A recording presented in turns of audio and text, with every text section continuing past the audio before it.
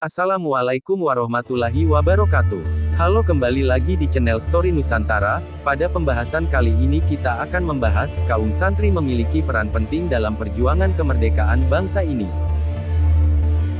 Tapi sebelum ke pembahasan jangan lupa untuk like, komen, dan subscribe. Selamat menyaksikan.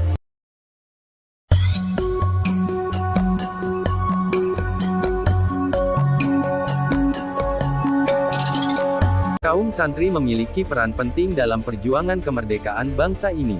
Sejarah mencatat, pertempuran tanggal 10 November tahun 1945 yang sangat heroik itu tidak akan pernah ada tanpa resolusi jihad yang diprakarsai kaum santri di Kampung Bubutan, Surabaya, pada tanggal 22 Oktober tahun 1945.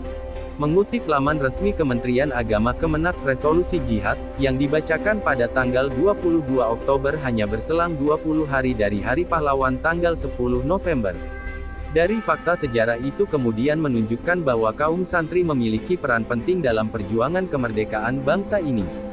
Oleh karena itu hingga kini, sejarah Hari Santri jadi poin penting yang tak terlepaskan jelang peringatan yang jatuh pada hari ini tanggal 22 Oktober bahkan pada tahun-tahun mendatang. Terlebih sejarah mencatat bahwa santri memiliki peran besar dalam berjuang merebut dan mempertahankan kemerdekaan serta menjaga keutuhan NKRI. Salah satu peristiwa sejarah yang dilalui dengan heroik oleh santri, yaitu kejadian pada tanggal 19 September tahun 1945. Saat itu, bendera Belanda yang berkibar di tiang Hotel Orange, Surabaya, dirobek warna birunya sehingga menyisakan warna merah dan putih.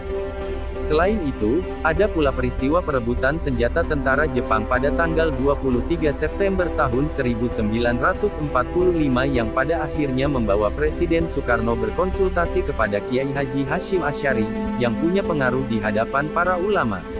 Soekarno melalui utusannya menanyakan hukum mempertahankan kemerdekaan. Kiai Haji Hashim Asy'ari kemudian menjawab dengan tegas bahwa umat Islam perlu melakukan pembelaan terhadap tanah air dari ancaman asing. Pada tanggal 17 September tahun 1945, Kiai Haji Hashim Asy'ari mengeluarkan fatwa jihad untuk melawan para penjajah.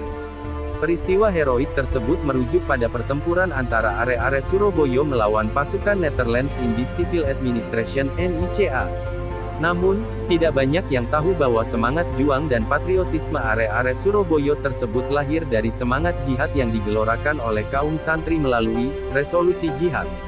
Pengaruh resolusi jihad sangat meluas hingga menggerakkan para santri ke Surabaya untuk mempertahankan kemerdekaan Indonesia.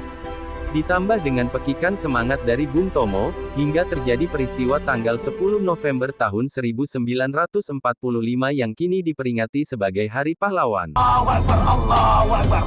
Merdeka! Perumusan fatwa, resolusi jihad, sendiri dipimpin langsung oleh Kiai Haji Hashim Asy'ari tepat pada tanggal 22 Oktober tahun 1945 lalu.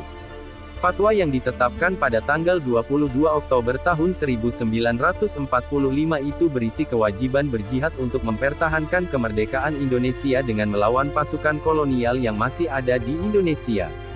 Hingga akhirnya mencapai puncak perlawanan pada tanggal 10 November tahun 1945, yang juga dikenal sebagai cikal bakal peringatan Hari Pahlawan. Resolusi jihad disepakati, namun sengaja tidak disiarkan melalui radio atau surat kabar atas dasar pertimbangan politik. Keputusan hanya disebarkan melalui masjid, musola, bahkan dari mulut ke mulut. Kendati begitu, resolusi baru disampaikan pemerintah melalui Surat Kabar Kedaulatan Rakyat pada tanggal 26 Oktober tahun 1945. Dipimpin Kiai Haji Hashim Asy'ari, perumusan resolusi jihad juga diikuti oleh para ulama se-Jawa dan Madura di kantor pengurus besar NU di Bubutan, Surabaya, pada 21 sampai 22 Oktober tahun 1945. Adapun peristiwa yang mendasari resolusi jihad adalah karena pihak Belanda yang masih berusaha memprovokasi bangsa Indonesia. Fatwa resolusi jihad tersebut menjadi dasar penetapan Hari Santri. Hari Santri ditetapkan oleh Presiden Joko Widodo melalui Keputusan Presiden Nomor 22 Tahun 2015. Kepres ini ditandatangani pada tanggal 15 Oktober tahun 2015. Sejak saat itu, Hari Santri rutin diperingati tiap tanggal 22 Oktober.